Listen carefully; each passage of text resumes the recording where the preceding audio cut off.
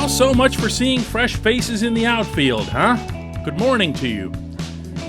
Good Thursday morning. I'm Dan Kovacevic of DK Pittsburgh Sports, and this is Daily Shot of Pirates. Comes your way bright and early every weekday morning if you're into football and or hockey. I also offer up daily shots of Steelers and Penguins.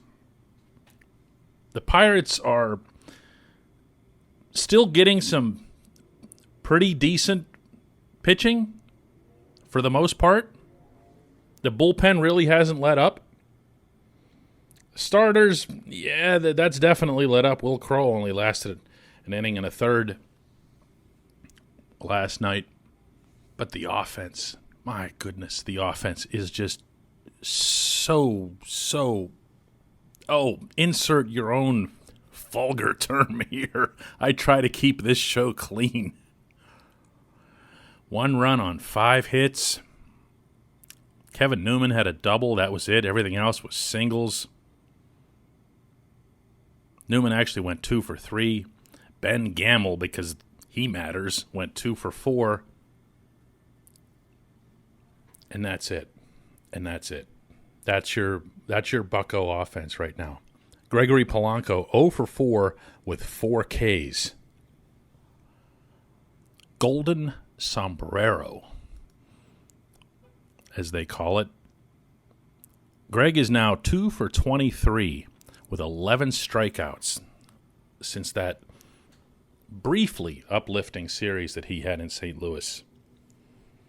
And there's no reason whatsoever he should be taking a spot in the lineup or in right field. None. None whatsoever. Not for the current team, not for the future team, not because of his $11 million salary. You can't just let him sit on the bench if he's getting $11 million. That doesn't matter at all. When your team's got a $48 million payroll, you can't worry about stuff like that. You don't play him just because it feels wrong to have him in the dugout at that pay.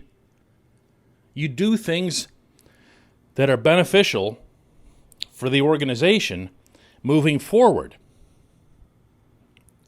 But as if this wasn't already dreary enough, meaning this episode, Travis Swaggerty, the outfielder that I think a lot of us were hanging our hats on to make it to Pittsburgh at some point this summer, even if it was just September, hurt his shoulder pretty significantly the other night with Indianapolis, diving back to first base on a pickoff attempt. There's a chance, Todd Tomzik, the director of sports medicine for the Pirates, let us know yesterday, that he could require surgery. He's seeking other opinions. Guess what? When you start seeking other opinions, you're trying to find ways to have someone tell you that you don't need to have surgery because the first doctor or 2 or 4 told you that you did. If he has shoulder surgery, he's done for the year. And that, coupled with the fact that there was no minor league baseball in 2020, it hurts. It hurts. These things hurt. Jared Oliva, another prospect who was supposed to be contending for a spot in the outfield coming out of spring training, is only just now starting to play because of an injury that he had. So there they are, out there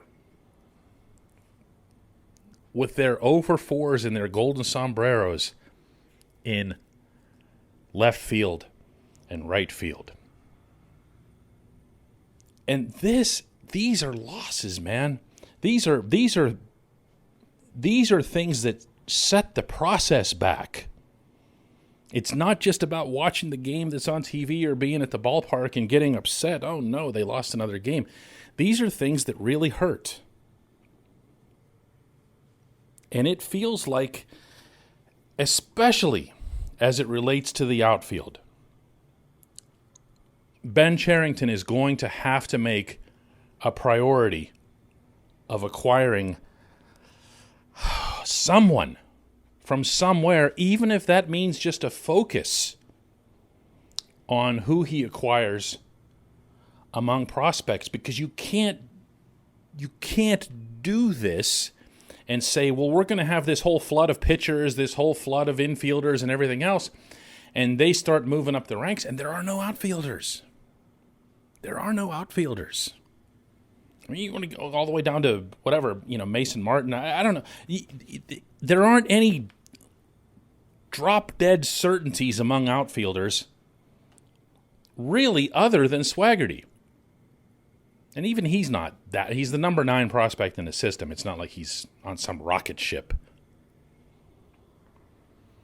But it's going to have to be addressed. You'll always hear me saying that a good baseball GM doesn't prioritize by position, especially when it comes to the draft, which is such a crapshoot. But you do have to be cognizant of what your organizational depth chart is beyond the 40. Beyond the 40. And if you look over the Pirates' top 30 prospects, you're not seeing outfielders. And yeah, O'Neal Cruz might move out there. Arguably, he should already be out there as opposed to being a 6'7" shortstop.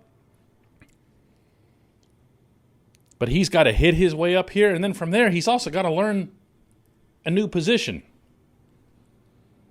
I don't know that I would look at him and say, aha, yes, this is an outfielder. Here's an answer at outfield. They don't have any. They don't have any. That's why Cherington keeps rifling through the waiver wire and bringing in every other Ben Gamble under the sun. And Kai Tom and Anthony Alford and Dustin Fowler, and I'm probably forgetting about 7 or 8 of them who've already passed through. It's a tough, tough situation. And there's only one way that it's going to get solved. And I'm not being dumb here. I'm not suggesting that he, does this tomorrow. But it's got to become a focus of some kind. There's got to be an understanding, a recognition that this organization needs outfielders. It needs multiple options when it comes to outfield prospects making it through the system. Because right now, it's got none. When we come back, just one question.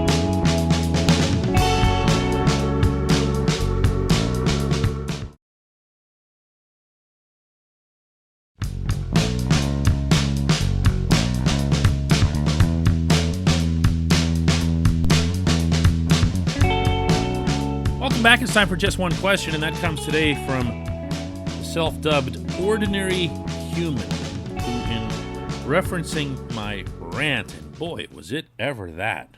I don't even know where that came from yesterday that I had on Daily Shot of Pirates about all this awful hitting that we're seeing, not just in Pittsburgh, but across Major League Baseball. Did you know that the median batting average in the sport right now is .237? Did you know that?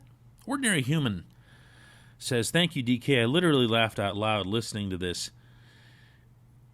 And then he adds, it's pathetic where this team stands right now, isn't it? And, this is where I hear what you're saying. And from the Pittsburgh standpoint, from the purely Pittsburgh standpoint at that level, it's really, really tough to watch. And I'm not going to lie, that was one of those shows yesterday where I just felt like I was going to say whatever it was that I'd say, and then if I was going to regret something about it, I was going to regret it afterward, well afterward. And you know what? To an extent, I kind of did, because I understand, as I said in the show, what it is that they want to do. I understand what Ben Cherington and Derek Shelton hope to achieve short-term and long-term. But I also, I don't want to suffer the whole way through via boredom and whatever other things you experience when you're watching this crap, because it is crap. This isn't baseball, and I'm not being get off my lawn here or whatever. This isn't the baseball that I grew up with. It's trash. It's trash. Home run, walk, strikeout. Home run, walk, strikeout. It's a lousy way not just to watch the sport, but to play it. Other than for pitchers, I guess, but even pitchers are like, they'll go 6-7 innings, something like that, and they'll give up 4 home runs, 5 home runs. It's like, good job. I mean, this just isn't baseball. Think about the term baseball, which used to be, by the way, in olden days, split into 2 words. Not a lot of people know that. Baseball. Why? Because there was a base and there was a ball.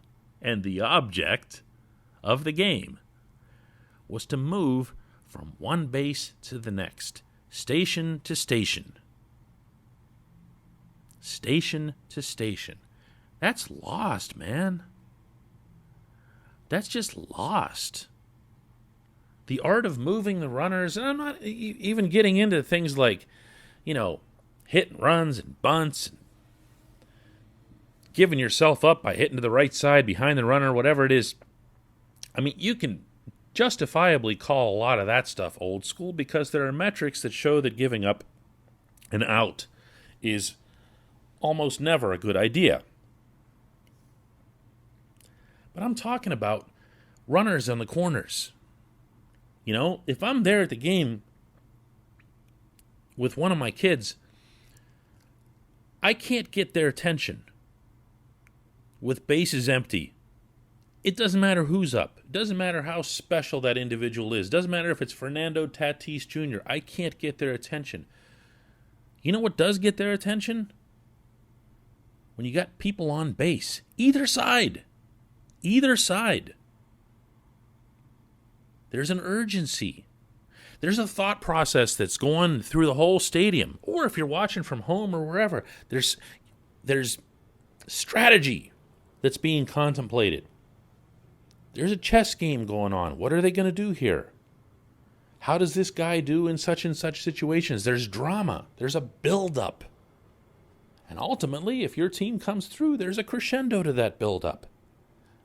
That's baseball. Baseball. I don't have the answers here. I'm not real big on the whole, ditch this, change that, and whatever else here in general. But I most definitely am in favor of whatever it takes to alter this course, these 3 outcomes. I don't know, lower the mound. I have read move it back a couple of feet, eliminate the shift. And there's also people who just insist that it's just going to take care of itself because baseball always has done that. Eventually you're going to see teams come around and stop worrying so much about launch angle and invest a lot more time, energy, and focus into just hitting the ball. Put the ball in play and run. But I don't see that either. I don't see that coming either. You'd think somebody would have started it by this point, right? Out of 30 teams, you'd think somebody, like a team, say, for example, the one in Pittsburgh that can't hit home runs and can't walk. You'd think they'd be the pioneers here. They'd be the renegades. Not happening. Again, I don't have an answer. I just know that I can't stand the question. I do appreciate your question, though. And I appreciate everybody listening to Daily Shot of Pirates. And let's do another one of these tomorrow.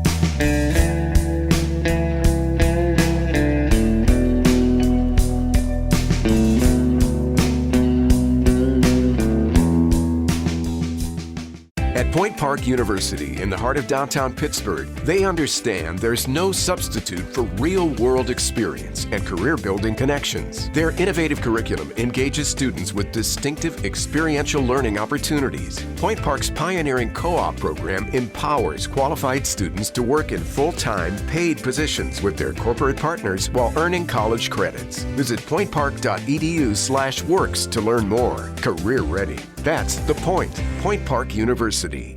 Your front door, your car, your gym locker, your gun.